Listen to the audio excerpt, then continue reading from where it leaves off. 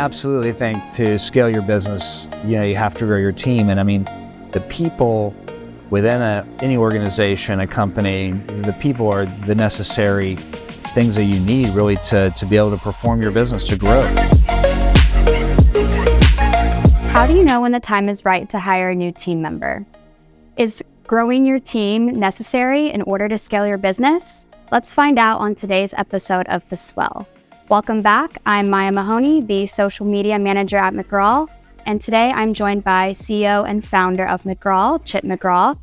So I know good. So I know we already kind of did an introductory episode with you, but for those that are just tuning in for the first time, can you just introduce yourself and just a little bit of information about what you do at McGraw? Yeah, Chip McGraw here, founder, CEO of McGraw now, McGraw Agency. We've been in business since 2009. Basically, I help to run the company, making sure that everyone here has what they need to do their job and support everybody in their roles. We basically have three main parts of our business. We do HubSpot consulting and digital media agency, marketing agency. We also have a division of data and leads, where we do all kinds of customized data lists, marketing lists, and lead generation. And then we also have our BPO operations, which are call centers and outsourcing for everything from lead generation, customer service, inside sales, appointment setting, etc.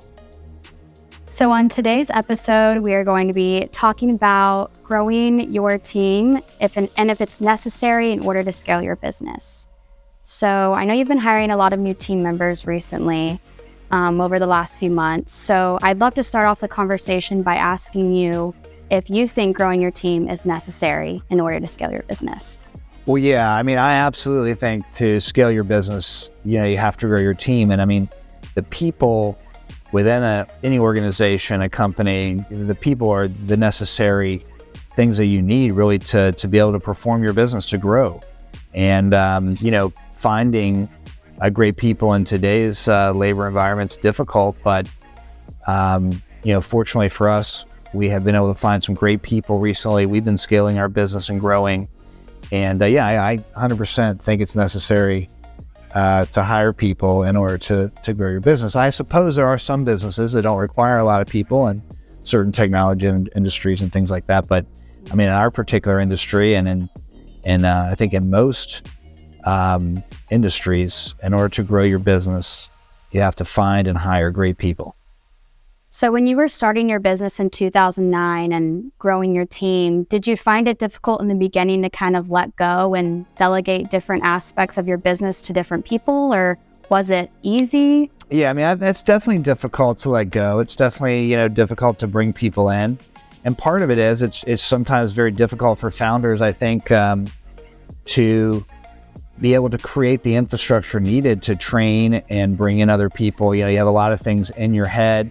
It's kind of, you created the business, it's your baby, and sometimes it's hard to not only find the right people, it's also just really hard to build the infrastructure and processes that are needed to be able to, convey to the people you're hiring what their job is. So there's a lot of things that have to be built out prior to hiring team members. And I'm sure finding the right people and building that trust is an important factor too. Yeah, that's definitely important. I think most people are good and they want to do good things. And I think it's just, trusting in people. And I think you hire, people say you hire slow and you fire fast. Thankfully, we haven't had to fire too many people in the history of this country and this company. And, we've really been a pretty small organization. A lot of our back end support and a lot of the scale that we've had over the years has come from, our offices outside the country as part of our BPO. But as we have been growing and scaling the business over the last couple of years, hiring people has been very important, and building that infrastructure of where the right people need to be for the right jobs. It's been an important factor. What I've been focused on, considerably focused on over the last 24 months. And so what are some signs to look for when it's time to make a new hire? Well, I think when you see either that me as a founder, person that has worn a lot of hats, as person running the business, where I've had to do everything from finance and sales and operations, you start doing all these things. And as it gets to be too much for one person to handle, that's when you need to look at, hiring other people. I've also found that sometimes you just have to hire people knowing that you may not have all the work that they need to do today, but you know that you're going in a direction, and sometimes finding the right people first is important. And then once you have those people in place, then you can start scaling and growing.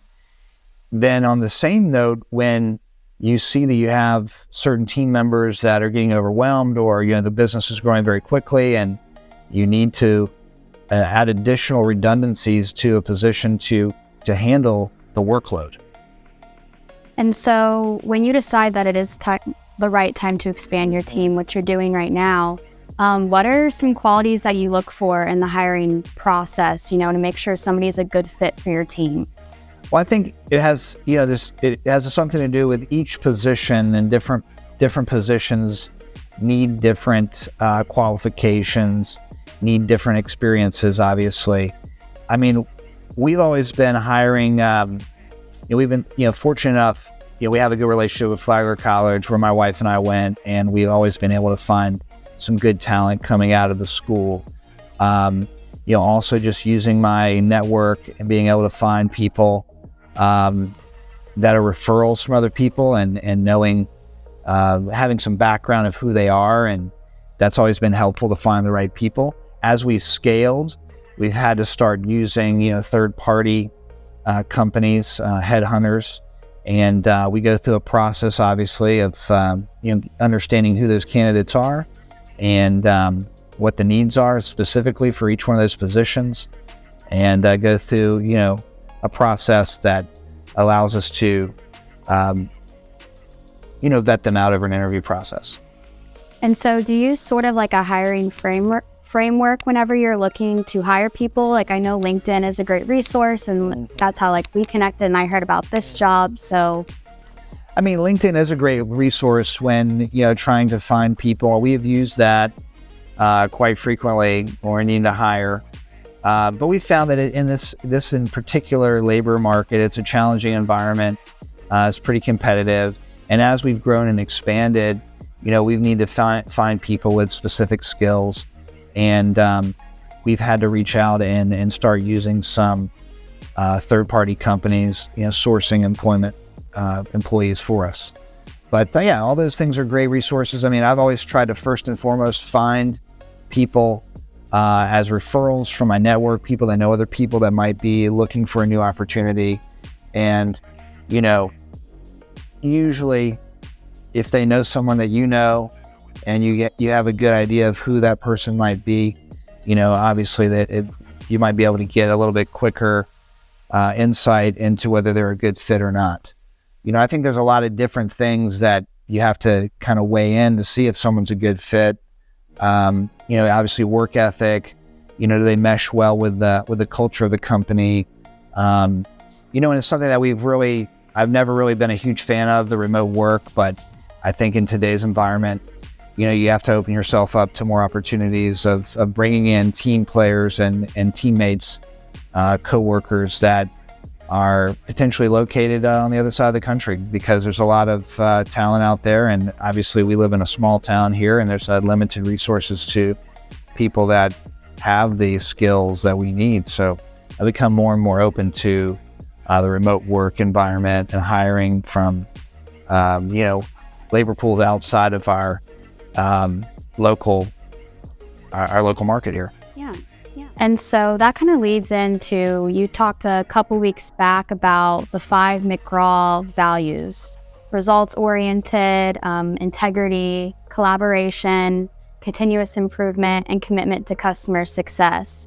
So can you kind of dive in a little bit into these values and why it's important to build your company around a set of values? Well, I think every company, has certain standards that they, strive to meet. And I think core values of a company are important, because you have to identify what your core values are first, and then you need to understand whether the people that you're hiring, share those values. Because if you're setting up core values in a company and then obviously people don't agree with those values, they're not going to be a good fit, right? Right. So. All right. Well, do you have any other final tips for those that are wanting to grow their team in order to scale their business before we wrap up here? Well, I think it's very important to understand your financial projections. Do you have the capital needed in place today to be able to hire those people, knowing that you need to bring people on and they may not help to increase your revenue immediately? So do you have the capital to burn while you're paying these new people and bringing them on? That's really important. Understanding your projections and where your business is going. And two, understanding that a lot of times you need to make an investment. That investment that you're making in your company in people, investing in people is just as important as investing in a new piece of technology or software. And making an investment requires, understanding where your business stands from a cash flow standpoint. And sometimes it can be risky bringing on new team members because you're not sure exactly how it's going to work out for your cash flow. But, in order to grow and scale, you have to make investments in your business. And I think that, human capital, making investment in human capital can sometimes be the best investment you can make in your company. Yeah, and sometimes you have to take those risks too.